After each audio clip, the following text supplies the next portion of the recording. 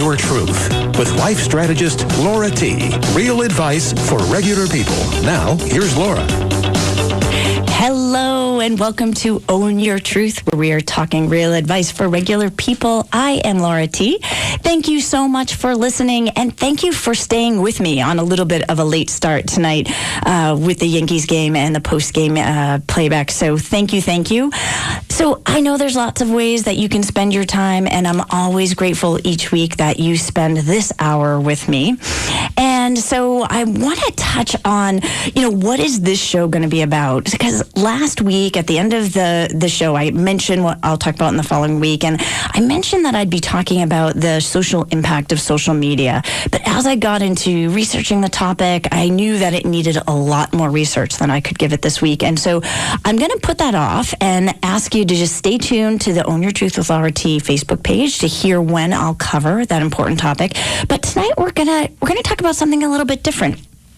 Something that I noticed through my coaching sessions and my conversations, and especially a particular conversation I had with my friend Frank, there was this common theme about practice that kept popping up. And it came up in some unusual ways. So it started me wondering about this concept of accidental practice, right? So what does that mean, accidental practice? It's all of the things we do that we don't look at as practice, but that are meant to be practicing for life, or even the things that we do over and over unintentionally practicing that may not serve us or get us to our goals.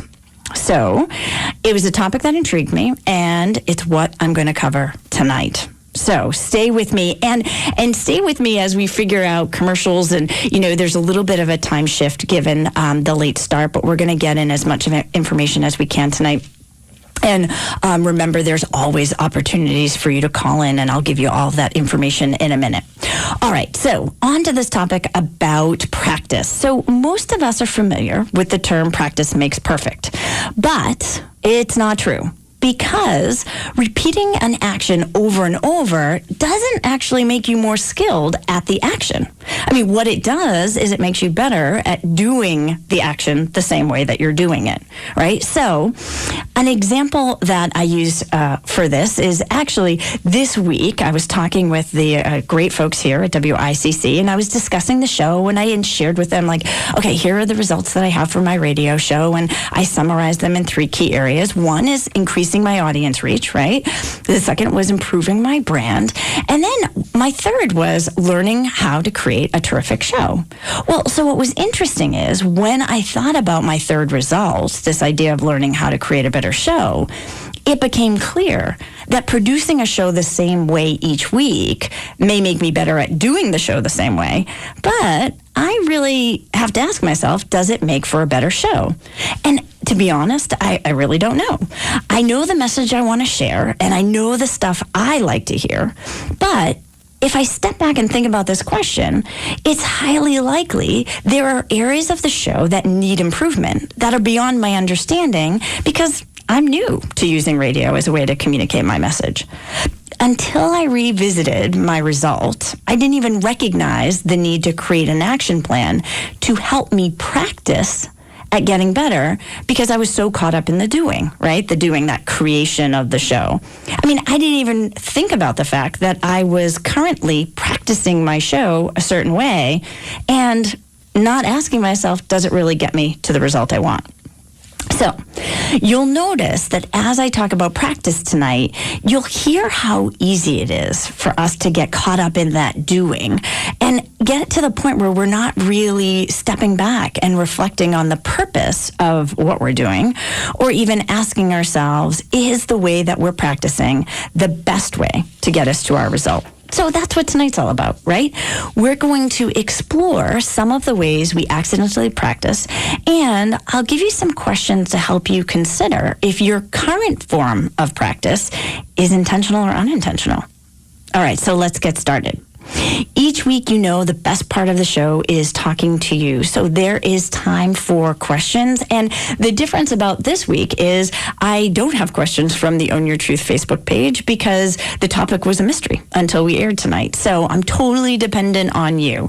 Remember, every Sunday you have this access to a free coach. This is your time to get your questions answered. So I answer questions usually during the second half of the show, but we're going to just take questions anytime tonight because we're just going with the flow.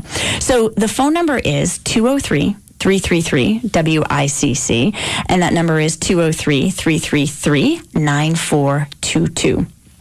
Talking about questions, just a quick recap. Remember, last week was Ask the Coach, where I spent the entire hour dedicated to answering your questions. And we covered lots of topics, everything from money and parenting to managing employees.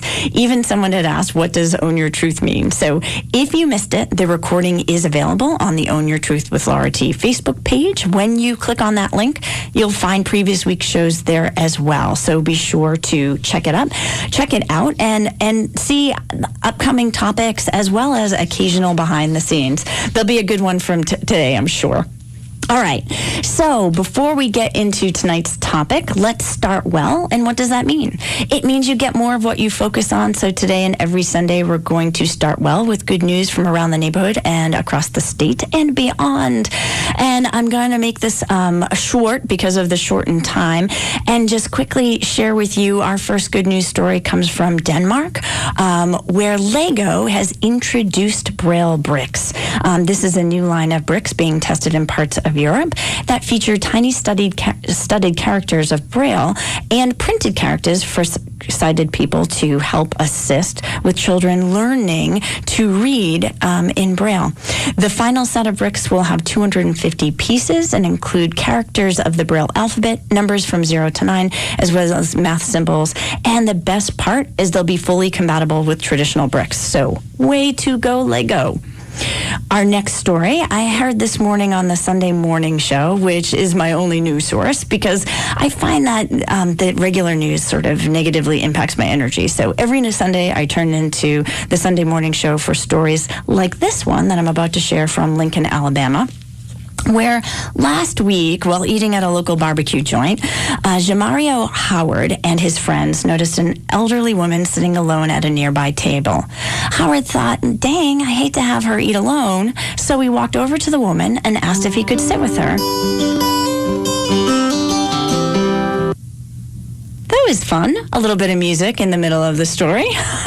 He discovered Eleanor recently lost her husband, and the couple would have been celebrating their 60th wedding anniversary. So Howard asked Eleanor to join him and his friends, and this wonderful situation really had such a positive impact on everyone involved. And Howard wrote later that, everyone has a story, and it's so important not to judge. To remember to be kind. So, Howard, you are a huge inspiration, and let's help us all act kindly. Loved that story. I'll post the full story on the Own Your Truth with RT website page. Before I move on to tonight's topic, our final good news story is local, where there were tons of activities happening around Fairfield County to celebrate Earth Day. One that stood out was the Fairfield Garden Club collected more than 50 pounds of trash during their Earth Day cleanup at Penfield Beach Monday morning in Fairfield. This is their second beach cleanup during the past 12 months.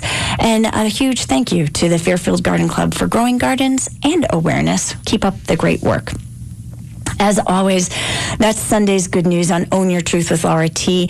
Each week, I'm reminded there are good deeds that go unnoticed and cool things happening around the community. So if you have good news about an individual, organization, or business making a difference, visit the Own Your Truth with Laura T Facebook page and listen each Sunday to hear your news announced on the show. So I mentioned tonight we're going to talk about accidental practice, right? These are the things that we unintentionally practice that may not serve us, and the things that we may want to consider a different form of practice to actually get us to the result that we want. So with the start of the show, I debunked that cliche, practice makes perfect, because practicing the same thing over and over doesn't necessarily improve our skill in that area.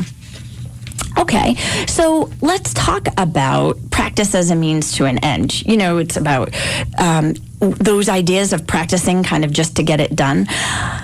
Tonight, I'll use as a quick example this notion of working with youth, because they have such busy schedules. They are trying to balance schoolwork and multiple sports and extracurricular activities and all volunteer stuff. I mean, there's tons of things that they have going on. And yet they see this really important idea of practicing their athletics, whether it be football, baseball, track, whatever it is. The challenge is that those athletes are going to practice. They're showing up. They're working. They're getting it done, and then they're moving on to the next thing. Makes total sense. I mean, think about us as adults. We sometimes practice the same way. And yet, they feel frustrated because they aren't beating the competition. They aren't improving their times, or they're not being chosen to play in a game, and they can't understand why. Well, so often youth athletes use practice as sort of an easy day, right? And they save themselves for the big game. When the reality is, if you don't practice like you're in the game or at the meet, you're practicing during the game or at the meet. So different challenges and scenarios present themselves when you're pushing yourself to the limit. And the reality is, if you aren't practicing for those situations, you aren't prepared to deal with them when they happen. So one of the key people to study, and he brings such clarity on this topic, is an athlete like Michael Phelps. It's highly documented that Phelps treated every practice like a swimming meet. So he created scenarios of things that could potentially go wrong during the meet and how to respond. He would also practice perfect races in his mind, so it was clear what he needed to do to create the result he wanted in real time. So during the Beijing Olympic Games, when Phelps' goggles filled with water during the 20-meter butterfly, it didn't impact his performance because not only had he practiced without goggles, he also practiced a perfect mental race, knowing exactly how many strokes it would take to get to the end of the pool to win. And so he did. The message isn't that you need to be as committed as a Michael Phelps, but if you're looking to create improvement, you have to ask yourself, am I practicing as if it's the real thing? If not, you're practicing to practice, which is fine if a practice result is what you're looking for during the big game. And so I use this example of youth and sports, but think about as adults, if we're doing a presentation or if we're going on the radio or if we're doing these things, are we practicing like it's the real thing, the big game, or are we practicing like it's practice and giving ourselves leeway and room for mistakes and movement? So, okay, sports is an obvious place to talk about practice. What changes if you consider everything you do more than once as a form of practice? Have you think about things a little different. As a coach, I often talk to clients about habits, and many people come to me to help break what they see as, bad habits. I have my air quotes. And they're often looking for instant results. What most people don't consider is the days and months and years they've been practicing their bad habit, like literally reinforcing the strength of the habit in their brain. So they overlook the amount of practice it took them to get to their place of dissatisfaction, and they discount the amount of new practice it will take them to reach their goal. So what we're going to do is take a brief break to listen to this week's Own Your Truth with Laura T., Music Artist of the Week.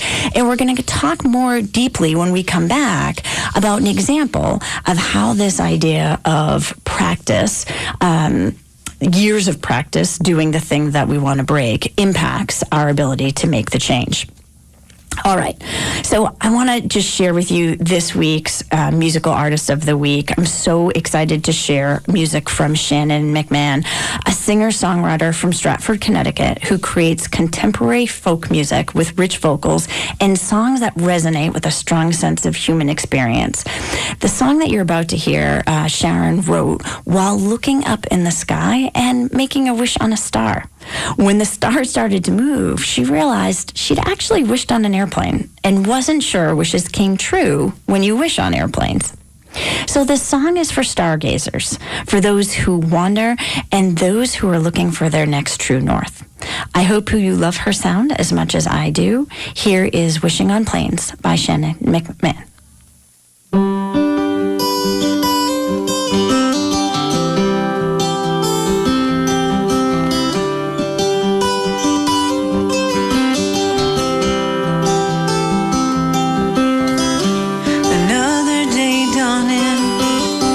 Nothing much to do.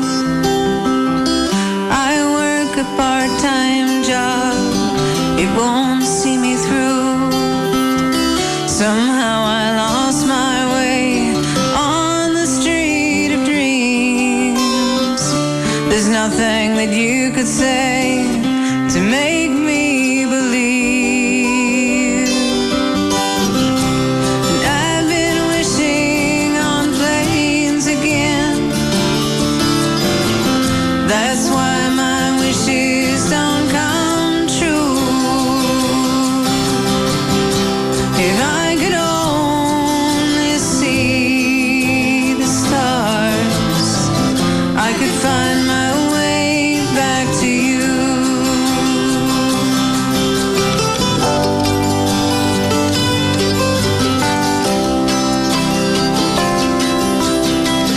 I look in the mirror, see the lines on my face.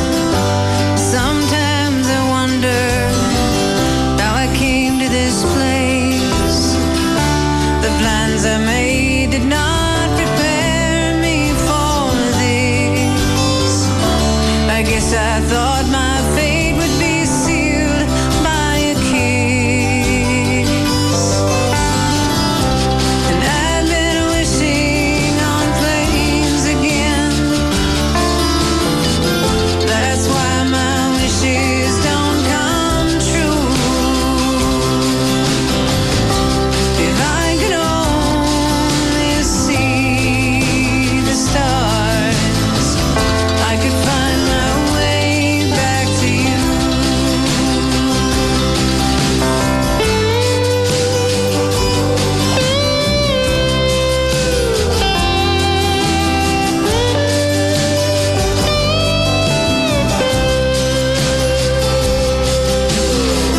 Star bright on a moonlit night, first star I see. I quickly make my wish, then it dawns on me. When I see the taillights streaming across the sky, strings of broken dreams fading before my eyes. And I've been wishing on planes again. That's why my wishes don't come true. If I could only see the stars, I could find my way back to you.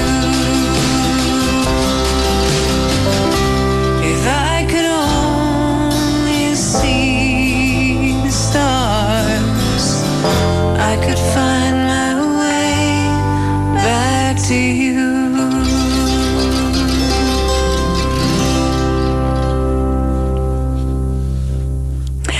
Welcome back. This is Own Your Truth with Laura T. And I'm so grateful to Shannon McMahon for that beautiful song, Wishing on Planes.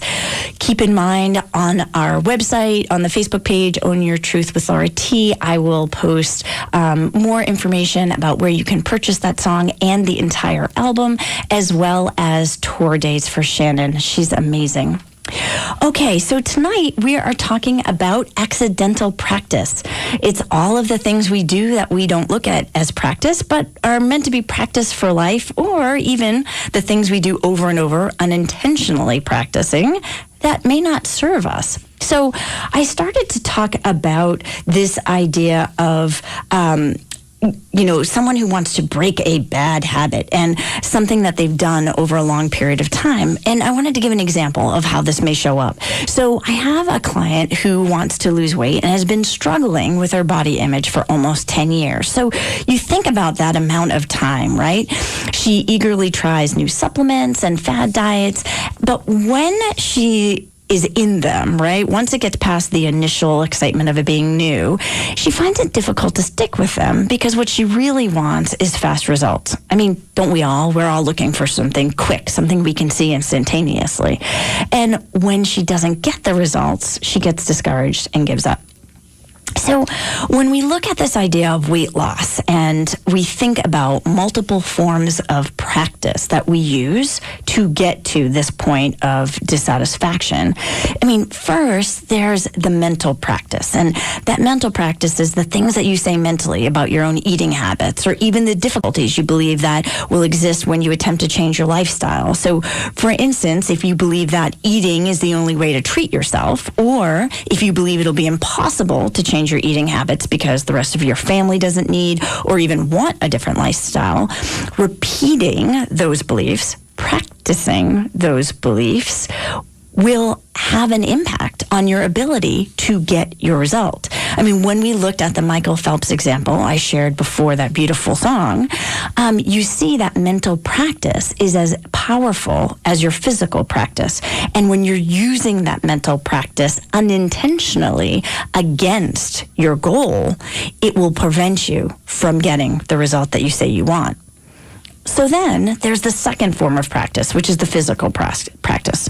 What changes when you think about your eating habits as a form of physical practice that can actually be broken down into two smaller practices and a result? And I'm going to tell you what that means right now. So the first practice is the trigger. This is when you unintentionally practice responding to something. So, for instance, if we use this idea of losing weight and you are, let's say, a stress eater, you've created a connection between stress and eating. And you unintentionally practice that connection every time you respond to stress with food. But, we're not taught to think about it this way. So then you get to the second piece, which is the second practice, which is the habit. That's the intentional practice to the trigger, right?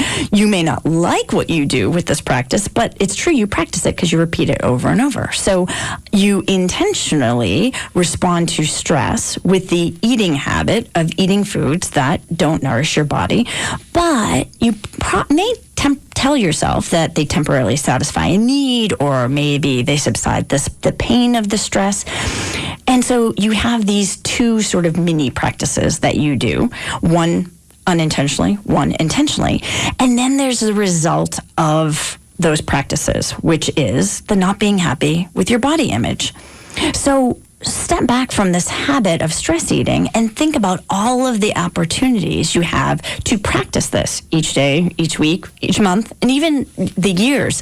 For example, this client that I work with, 10 years has been struggling with this. So when you unintentionally have these practices that have become strong habits, you want to be realistic about considering the change in practice now. Of course, change can happen, but it takes intentionally creating new practices. It means replacing your current practices. So what new mental practices do you have to implement to feel good around making a lifestyle change? Using stress eating, consider the trigger. What new connection can you make with stress? How about going for a walk? Or if that's too big a step to take, what about practicing eating body-nourishing foods and limiting them to measurable amounts? Listen, I can give you a couple of simple examples, right? And this is to get you to think differently. This isn't about giving you an answer. It's about giving you a way to think differently around what you practice and to have you start noticing the practices you implement that don't really help you get you to your goals.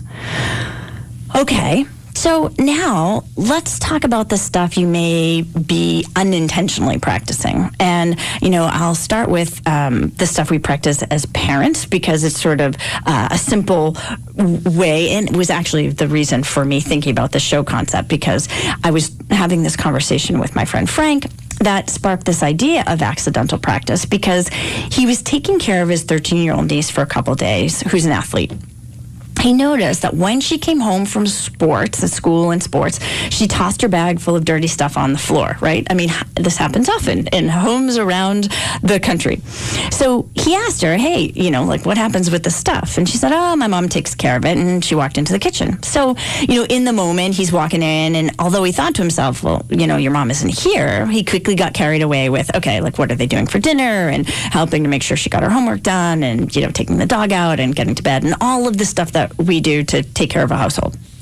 So the next day, after she had left for school, he realized the bag of dirty stuff was still there. And he started thinking, would his niece need clean stuff for practice? And then he wondered, should I help out? But then he thought, well, what if, she knows that it's there and she left it there intentionally? Or, what if she's expecting that the stuff will be there and not really thinking that her mom isn't home? And he didn't really know what to do. But because he didn't want to disrupt any plan that his niece had with the stuff, he left it there and went to work. So I mention this because it's important to recognize we're all practicing something with our habits, intentionally or unintentionally. So the practice here is that the niece comes home and leaves her stuff at the door and the mom takes care of it. But what happens when the mom isn't there? Again, it's easy to get caught up in doing it, getting it done the fastest way. And especially as parents, we can get caught up in our own habits. However, what changes when you step back and carefully consider how is your habit, or your practice in this case, impacting your ability to prepare your child for the world? So kids need to practice preparing for their day, making their own breakfast and getting their own lunch together and making sure they have their stuff for school and sports. So they need to create these systems for success now while they have backup at home. When a student goes to college or moves out, they don't have that luxury of having somebody at home. And those aren't skills that are necessarily natural for every student. And so they have to learn their own practice, create their own habit of putting together their stuff.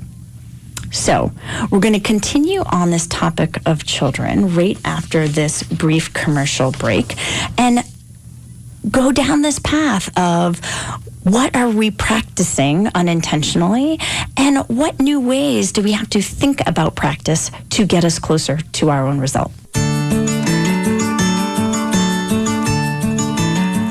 This is Own Your Truth with Laura T, and welcome back. Tonight we are talking about accidental practice. It's all those things that we don't look at as practice, but are meant to be practice for life, or even the things that we do over and over, unintentionally practicing, that don't really serve us. So before the break, we were talking about some of the things we unintentionally practice as parents, and I wanted to share another example because I heard a young mom complaining this week about being in a restaurant with her kids and getting dirty looks from other restaurant goers for handing her child an iPad for entertainment. Now, it's important to know the conversation tonight is not about whether children should have technology at the table, which is another topic for a totally another day. This is about remembering what we're practicing.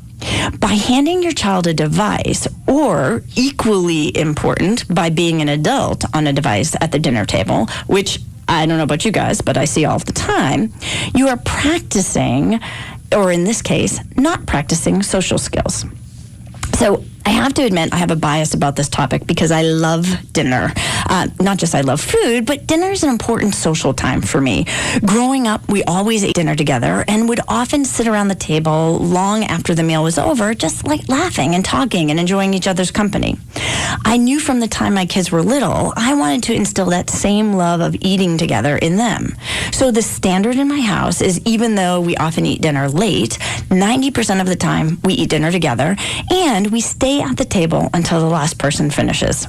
Okay, so I have to admit that now that my kids are in their teens, and because my sweet daughter eats very slowly, not everyone stays at the table every night, but I always sit until the last person is done.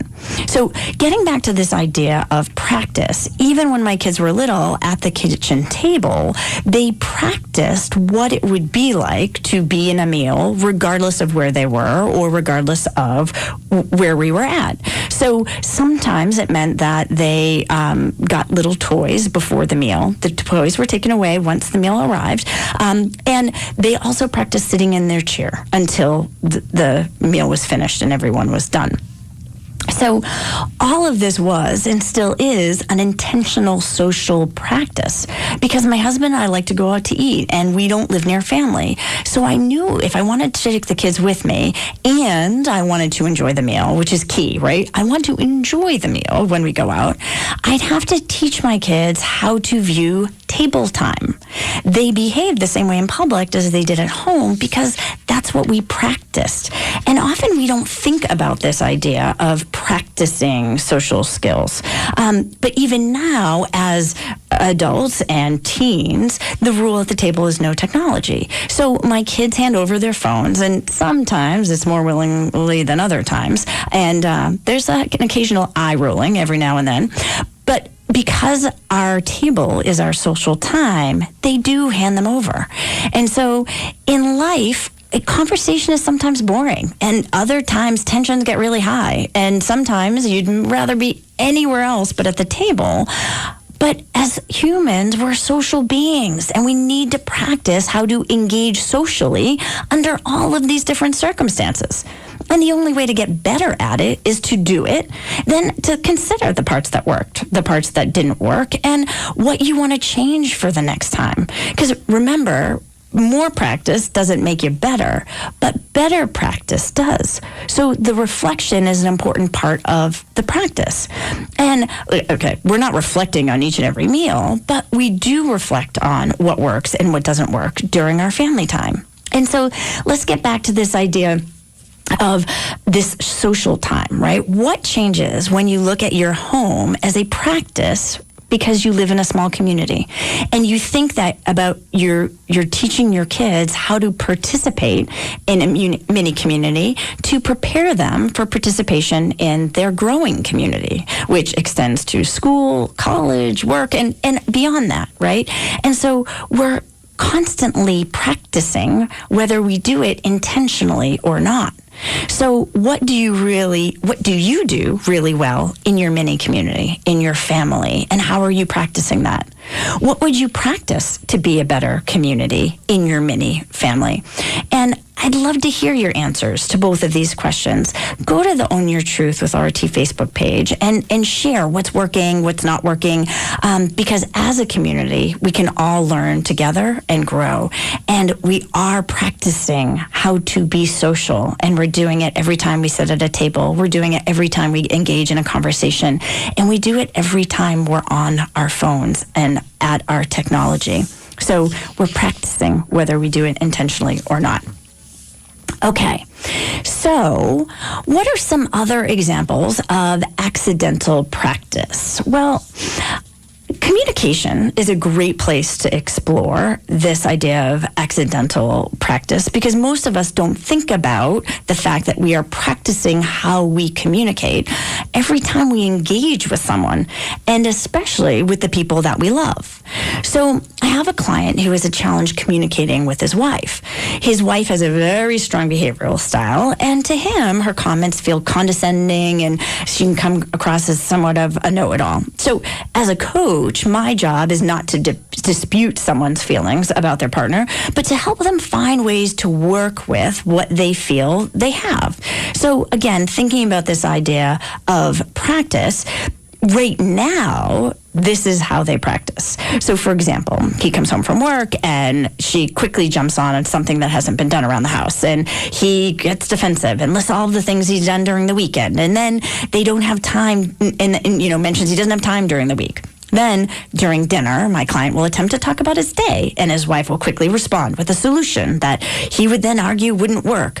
And most of the time, it wouldn't even matter what she said. Even if the suggestion was a good one, he didn't hear it because he had practiced discrediting her idea before she even shared it. And so then she would have her response, which, was that he doesn't want help, and they would both leave the table angry. And so we look at this unintentional practice, and we can see it in how we communicate. They spent years practicing this way of interacting with each other, and it didn't work. And yet it was like him coming in the door was like Pavlov's dog. The bell would ring and the practice would begin. And so I'll have you think about some questions. What communication practices do you engage in unintentionally? What changes when you think about how long you've practiced this way of communicating? And what does it take for you to create a new practice? What new approach to communicating could you practice? All right. So a final example of practice for tonight is one that I've really been thinking a lot about this week, and it's how much we practice being right. So it's really natural because our brain has two jobs: to answer our questions and prove us right.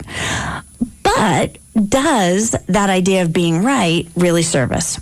So a great book that I've been reading is by Jennifer Garvey Berger, who wrote Unlocking Leadership Mind Traps. And I highly recommend this book. She points out that our experience of rightness kills curiosity and prevents openness to data that could prove us wrong. It also changes the way we treat people. But focusing on this idea of being right and it killing curiosity, I'll use myself as an example. I use this assessment with people and clients, and I feel like it does really good for people, and they respond, and it creates rapport. And yet, I know it so well, I've done it for so long, that it feels great to be right when I'm understanding their behavior. And yet, I have to step back and look, if I continue practice being right instead of getting more curious, am I really getting to the core of the clients that I'm working with? It's important to consider whether being right is helping you be the best that you can be at whatever it is you're practicing. So what changes if you practice being wrong? Literally, go out of your way to consider what would make you wrong in a given situation. How would being wrong change the way you think? How much more would you learn? How would it change the way you listen? I know I'm willing to give it a try, and I'm hoping that you'll join me. So tonight I've shared this idea of practice and repeating the same action over and over, and deciding what you want and getting consciously curious about where and what you want to be practicing. Focus on your results. In summary, it's about being conscious to what you're doing so you can do it at your highest capacity. I hope tonight's session on accidental practice has you thinking about different ways of practicing and evaluating the things you may be unintentionally practicing that don't serve you. As always, I'd love to hear your thoughts about tonight's show. Visit the Own Your Truth with Laura T Facebook page and give me your feedback. Thank you for joining me. Next Sunday, we're talking about leadership. As with all my shows, the goal is to get you thinking differently. So if you're in a leadership position or you want to be in a leadership position, tune in Sunday, May 5th from 8 to 9 p.m. for a new perspective on leadership. This is Laura Chi on Own Your Truth. Hear you then. Good night.